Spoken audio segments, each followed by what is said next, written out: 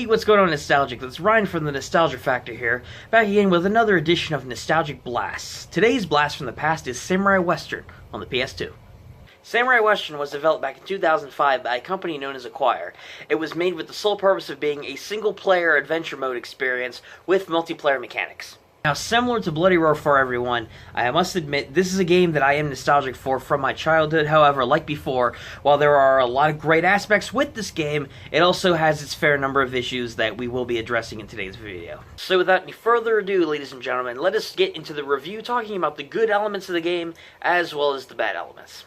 The main element of Samurai Western is its focus on the gameplay, specifically the melee combat that it utilizes within the first 12 or so levels. Basically, the gameplay is the main focus. In this game, you play as a samurai known as Gojiro Kiryu, a samurai that has a wide variety of abilities that you utilize with the various melee combat situations contained within each of these levels. Gojiro can deflect bullets, dodge gunfire, and hack and slash enemies with a wide variety of combos to be utilized within the combat. The gameplay is a very high point in this game, with the fast and fluid controls as you control Gojiro throughout the levels, and the creative concept of using a sword in the Wild West.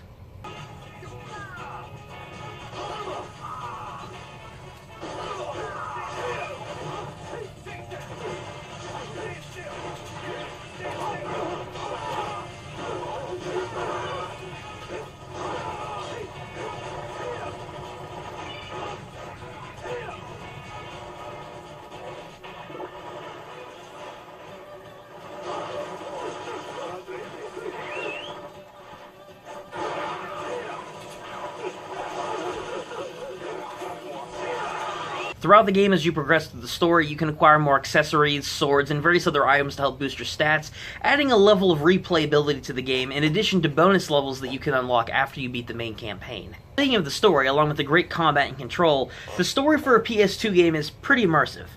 While not the most immersive and in-depth story in gaming history, this game certainly grabs your attention for what it's going for, especially in this type of unique game.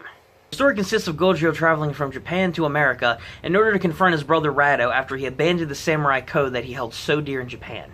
Along the way, Gojiro encounters many different unique characters within the game that he ends up being involved in not only to save them and the town, but also to put an end to the evil businessman known as Goldberg, who plans to expand his operation into more illegal opportunities and therefore destroying the town.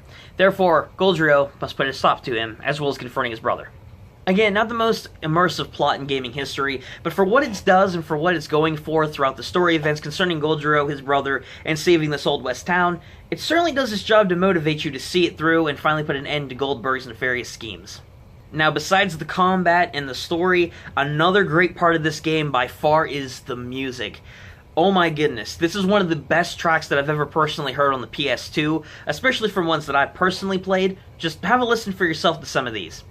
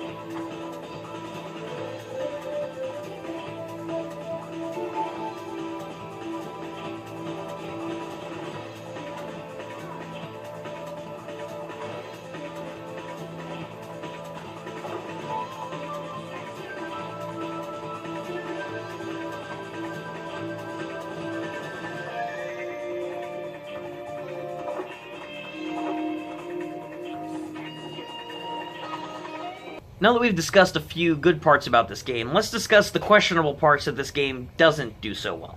One of the first main issues that you may encounter with this game is the length. Now, some people may not find this a big deal, especially with an older PS2 game, but for what the story is going for, and for how fluid the combat is, and how unique it is from other video games of this era, It would have been nice to have a bit more content in there, aside from the bonus content, to kind of keep the length of the game going. Not saying to make it at least like 24 hours long or anything like that, but the gameplay as a total will take you about 4 or 5 hours to beat, so you can beat the game in one sitting.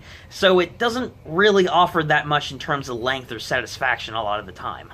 Another thing that kind of holds the game down as well, while the fluid combat is definitely present in this game with the animation, the graphics on this game, even for a PS2 game, aren't the best either.